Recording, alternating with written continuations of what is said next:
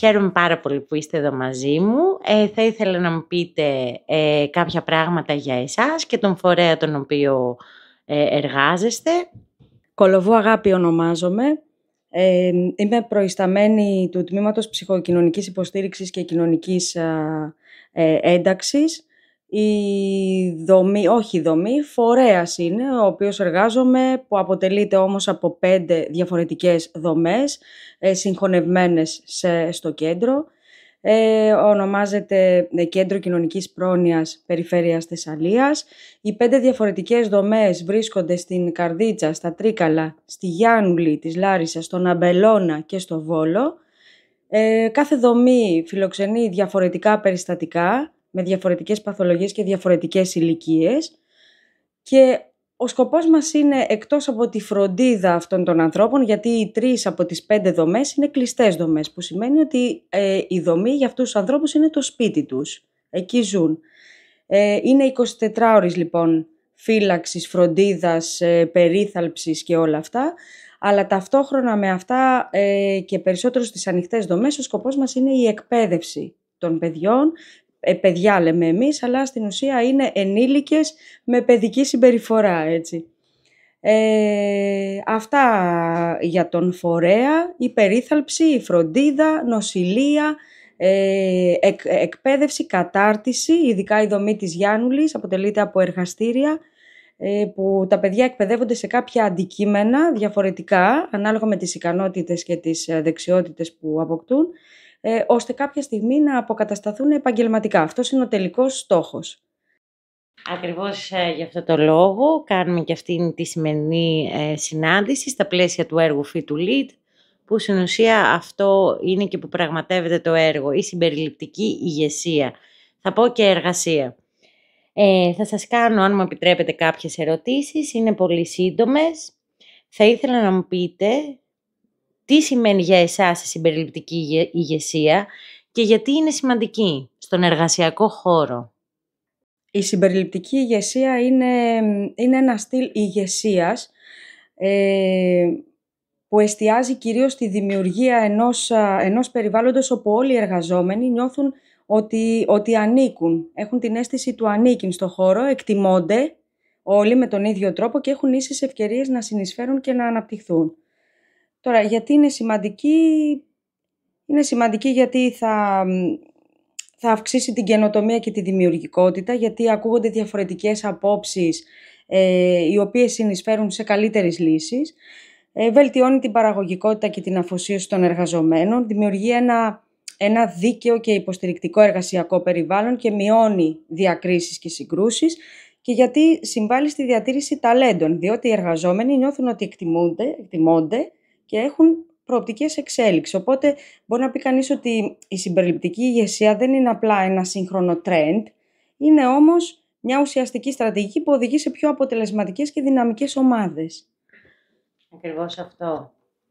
Συμφωνώ πάρα πολύ. Όπως ανέφερα και προηγουμένως, στο πλαίσιο του έργου Fit to Lead αναπτύξαμε ένα κατάλογο ικανοτήτων ηγεσίας χωρίς αποκλεισμούς. Μετά από μία σειρά συνεντεύξεων με επαγγελματίες του χώρου, καταλήξαμε ότι οι ικανότητες όπως είναι η αποτελεσματική επικοινωνία, η ενσυναίσθηση, η ψυχολογική ασφάλεια μπορούν να οδηγήσουν έναν εργασιακό χώρο να έχει εντάξει πλήρως την συμπεριληπτική ηγεσία.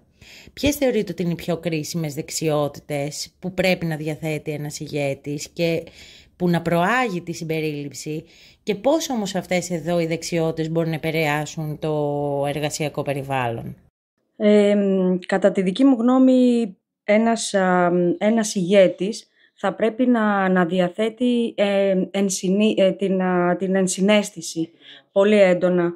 Πρέπει να κατανοεί δηλαδή τις ανάγκες και τις προκλήσεις των εργαζομένων, να ενισχύει την αίσθηση του ανήκειν, όπως είπαμε και πριν, να τους κάνει να νιώθουν δηλαδή ότι μπορούν να δουλέψουν στο χώρο χωρίς να υφίστανται διακρίσεις, εμπιστοσύνη στην ομάδα, η ακρόαση, το να είναι ένας ηγέτης καλός ακροατής, δηλαδή να έχει ανοιχτή και ενεργητική την ακρόαση, να μπορεί να ακούει χωρίς να κριτικάρει, η ταπεινότητα, η αυτογνωσία, δηλαδή μια συνεχής Μια συνεχής πρόκληση εξέλιξης είναι και για τον ίδιο τον ηγέτη όλο αυτό. Η ικανότητα να δημιουργεί ένα περιβάλλον εμπιστοσύνης, να μπορεί να διαχειρίζεται τις συγκρούσεις, οι οποίες είναι πάρα πολύ συχνές στον εργασιακό χώρο, η προσαρμοστικότητα, όπως είπες, και η ευελιξία, να προσαρμόζεται δηλαδή σε αλλαγές και σε νέες πρακτικές που προάγουν κατά κάποιο τρόπο τη διαφορετικότητα και τη συμπερίληψη. Τώρα, αυτά όλα επηρεάζουν πάρα πολύ το εργασιακό περιβάλλον, διότι όταν υπάρχει η συμπεριληπτική ηγεσία, οι εργαζόμενοι, όπως σου είπα και πιο πριν, είναι αφοσιωμένοι στο φορέα τους, στο αντικείμενό τους. Υπάρχει μεγαλύτερη ομαδικότητα, γιατί ενισχύεται πάρα πολύ η συνεργασία και όλοι αισθάνονται ότι είναι μέλη της ομάδας. Ευνοείται η καινοτομία και η δημιουργικότητα, γιατί υπάρχει ποικιλομορφία σε ιδέες και καινοτόμες λύσεις, και γενικότερα θεωρώ ότι μέσα από όλο αυτό βελτιώνεται πάρα πολύ και η φήμη ενός οργανισμού. Ένας οργανισμός δηλαδή που την συμπεριληπτικότητα την έχει σαν πρακτική, έχει διαφορετικό πρεστίζ. Πώς μπορεί κάποιος να αναπτύξει αυτές εδώ τις δεξιότητες? Πόσο εύκολο βασικά είναι και η επίτευξή τους? Γιατί όλες αυτές εδώ οι δεξιότητες που αναφέρετε είναι πάρα πολύ σημαντικές για ένα συμπεριληπτικό περιβάλλον εργασίας. Πόσο εύκολο όμως είναι η επίτευξή τους? Ναι, δεν νομίζω ότι είναι και πάρα πολύ εύκολο, αλλά δεν είναι όμως και κάτι το οποίο δεν είναι ένα άπιαστο όνειρο. Για παράδειγμα, ας πούμε, η ενσυναίσθηση. Ένας που θέλει να αναπτύξει την ενσυναίσθηση, φαντάζομαι θα χρειάζεται να είναι πιο προσεκτικός στο να ακούει τον άλλον, να μην τον διακόπτει, να τον ξαναρωτάει χωρίς κριτική, όπως είπαμε πριν, χωρίς επίσης να αποφασίζει ο ίδιος τι εννοεί ο άλλος. Ας ρωτήσει και μια δεύτερη φορά, δεν είναι κακό. Όχι, δεν είναι ιδιαίτερα εύκολο, αλλά το να αναπτύξει, ας πούμε, ενσυναίσθηση χρειάζεται μια συνεχή εξάσκηση. Διαρκή αυτοπαρατήρηση, χρειάζεται χρόνος. Αλλά η αλλαγή στη στάση και η προσοχή στους άλλους μπορεί να φέρει όμως πιο άμεσα αποτελέσματα. Τώρα, αν μιλάμε για την προσαρμοστικότητα, για να την αναπτύξει κάποιος, πρέπει να λειτουργεί συνεχώς ως σφουγγαράκι.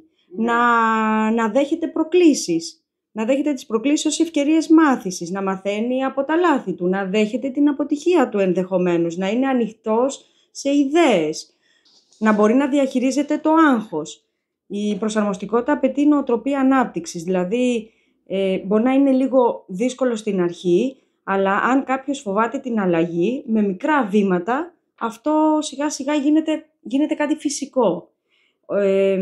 Την ψυχολογική ασφάλεια, δηλαδή το να δημιουργείς έτσι μια αίσθηση ασφάλειας και στους εργαζόμενούς σου, χρειάζεται να του δείξεις ότι δεν απορρίπτεις τις ιδέες του, ότι δεν τον τιμωρείς αν θα κάνει ένα λάθος, ότι τέλος πάντων να του δίνεις ιδέες ανατροφοδότηση συνεχώς, χωρίς κριτική και με καινούργιες προτάσεις. Τώρα, και αυτό επίσης δεν είναι εύκολο να γίνει, αλλά απαιτεί συνέπεια. Δηλαδή, οι άνθρωποι οι οποίοι χρειάζεται να νιώσουν ότι μπορούν να εμπιστευτούν τον ηγέτη τους, θέλουν χρόνο. Θέλουν χρόνο και αυτές οι μικρές αλλαγές στη συμπεριφορά του ηγέτη μπορούν να κάνουν μια μεγάλη διαφορά. Η συνεργασία, για να αναπτύξει, ας πούμε, κανείς τη συνεργασία, χρειάζεται να δίνει φωνή και ρόλο σε όλους, σε όλα τα μέλη της ομάδας. Χρειάζεται να επιβραβεύει και ιδιαίτερα τη συλλογική προσπάθεια. Χρειάζεται να μοιράζεται τις πληροφορίες, να επιτρέπει στα μέλη να πάρουν πρωτοβουλίες. Επίσης και αυτό δεν είναι πολύ εύκολο, αλλά η συνεργασία βελτιώνεται όταν υπάρχει αμοιβαίος σεβασμός και σαφείς κανόνες. Χρειάζεται δηλαδή προσπάθεια μεγάλη, αλλά τα αποτελέσματα είναι γρήγορα και εμφανή. Η επόμενη ερώτηση είναι ποιες είναι οι κύριες προκλήσεις που αντιμετωπίζουν οι ηγέτες, που θεωρείτε ότι αντιμετωπίζουν οι ηγέτες όταν προσπαθούν να έχουν συμπεριληπτικές πρακτικές στον οργανισμό τους? Κοίταξε, οι πιο σοβαρές προκλήσεις είναι για να ενσωματώσουν τις συμπεριληπτικές πρακτικές, είναι ότι αντιμετωπίζουν πάρα πολλές αντιστάσεις. Αντιστάσεις από το υπόλοιπο προσωπικό, έτσι. Έχει να κάνει επίσης με την οργανωσιακή κουλτούρα του κάθε φορέα και με τις δομές εξουσίας. Τώρα, πώς θα μπορούσαν αυτά να ξεπεραστούν? Νομίζω ότι πρέπει να υπάρχει μια αντίσταση στην αλλαγή, επειδή πολλοί εργαζόμενοι και διοικητικά στελέχη διστάζουν να αλλάξουν τον τρόπο που έχουν μάθει να λειτουργούν, ειδικά αν η συμπερίληψη θεωρείται κάτι νέο ή περιττό κάποιες φορές για κάποιους οργανισμούς.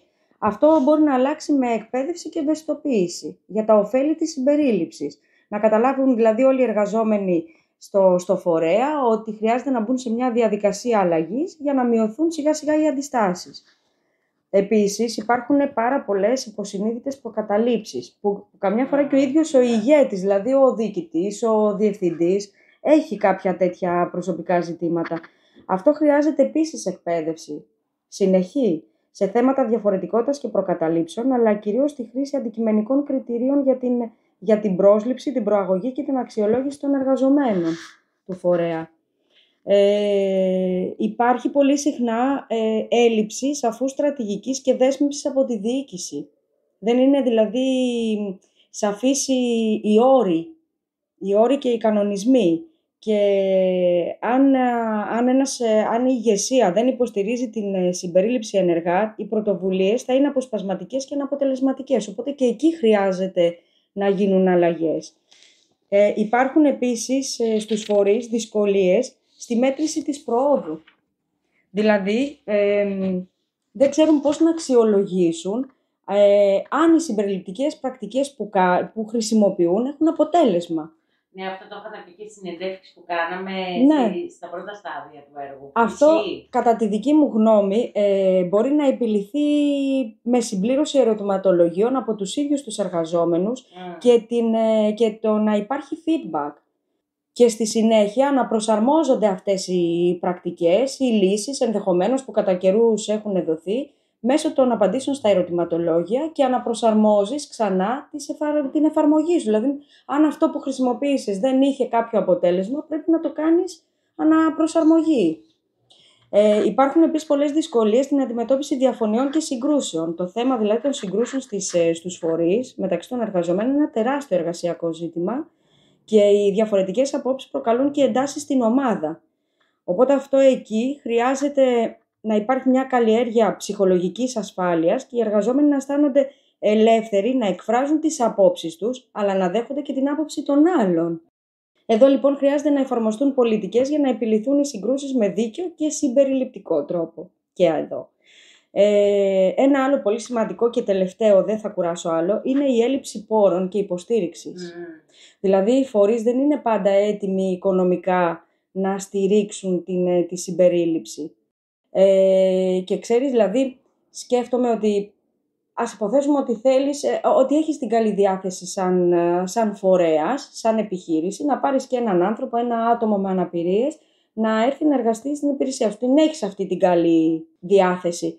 Χρειάζεσαι στην αρχή ένα άτομο πάνω από το άτομο με αναπηρίες, δηλαδή που θα του δείξει τη δουλειά, που θα έχει την υπομονή, την καλλιέργεια, την ψυχολογική καλλιέργεια που είπαμε πριν, να του συμπεριφερθεί σωστά, ισότιμα, να του δείξει και να του ξαναδείξει, γιατί αυτό θα χρειάζεται. Δεν τα μαθαίνει ως διαμαγείας, δηλαδή αν έχεις να εκπαιδεύσεις έναν εργαζόμενο χωρίς κάποια νοητική αναπηρία, μια εβδομάδα, τον άνθρωπο με την νοητική αναπηρία θα χρειαστείς ένα μήνα. Αυτό, δεν υπάρχουν οι πόροι. Και δεν υπάρχουν οι πόροι. Δεν διαθέτει δηλαδή, δεν συμπεριλαμβάνει η κάθε επιχείρηση, δεν το έχει αυτό στις πρακτικές του. Και σύν της άλλης, πέρα από την εκπαίδευση, έχει να κάνει και με τις ηλικίες και με τα υλικά. Δηλαδή το ότι θα πρέπει ο χώρος να είναι προσβάσιμο. Εννοείται, εργαλεία συμπερίληψη, εννοείται. Αυτό ακριβώς, τα εργαλεία. Ναι. Θα ήθελα να μου πείτε αν κάποιο επιτυχημένο παράδειγμα που να εφαρμόστηκε δηλαδή από έναν οργανισμό ή έναν ηγέτη που να εφαρμόστηκε η συμπεριληπτική ηγεσία και να το θεωρείτε ως μια καλή πρακτική. Να σου πω, εγώ έχω ακούσει για έναν φορέα, μια καφετέρια είναι στη Θεσσαλονίκη. Υπήρξε κάποια στιγμή ένα μεγάλο brand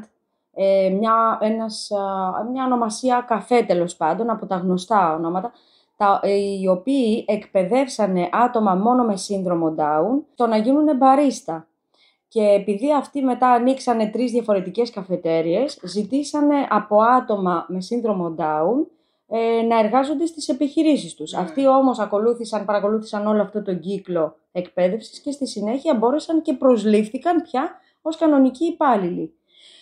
Διάβασα επίσης για ένα καφέ στην Κωνσταντινούπολη, το οποίο λέγεται Down Café και απασχολεί 25 άτομα με σύνδρομο Down, προσφέροντάς τους ευκαιρίες απασχόλησης και κοινωνικής ενσωμάτωσης.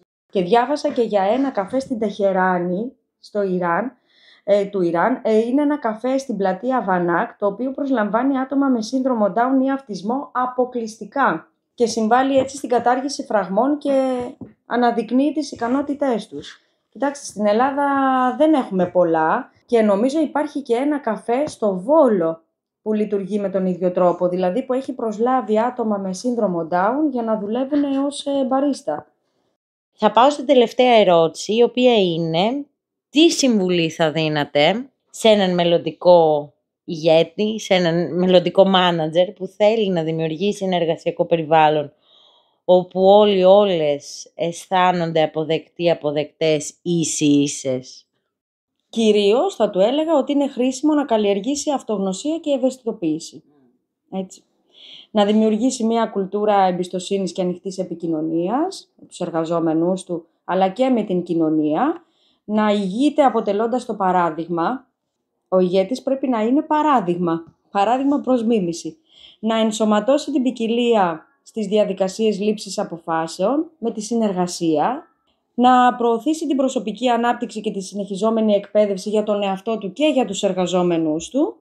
Να διασφαλίσει ισότιμες ευκαιρίες για όλους. Να είναι ανοιχτός στη συνεχιζόμενη ανατροφοδότηση με τη δημιουργία ενός μηχανισμού όπου οι εργαζόμενοι θα μπορούν να εκφράσουν τις εμπειρίες τους σχετικά με τη συμπεριληπτικότητα και να προσφέρουν ιδέες για βελτίωση και να αντιμετωπίζει τις συγκρούσεις με ευαισθησία και δικαιοσύνη. Αυτά. Η ηγεσία γενικά σε ένα συμπεριληπτικό περιβάλλον θεωρώ ότι απαιτεί στρατηγική και πολιτικές. Είναι μια συνεχιζόμενη δέσμευση για να κάνει στον οργανισμό ένα χώρο στον οποίο όλοι θα νιώθουν ότι ανήκουν και ότι εκτιμάται η μοναδικότητά τους. Δεν είναι δηλαδή μια ηθική επιλογή, η συμπεριληπτική ηγεσία, είναι ένας παράγοντας όμως επιτυχίας. Είναι σίγουρα.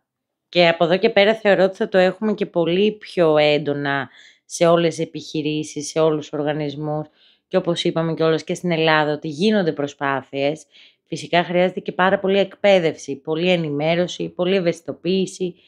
Τέλος πάντων, παρόλα αυτά, βήμα-βήμα, θεωρώ ότι θα οδηγηθούμε σε αυτήν εδώ την κατάσταση. Σας ευχαριστώ πάρα πολύ. Για το χρόνο σας, για όσα μοιραστήκατε μαζί μας και ας κλείσουμε με το αισιόδοξο μήνυμα ότι όλα θα πάνε από εδώ και πέρα καλύτερα. Όλα, ευχαριστώ πάρα πολύ.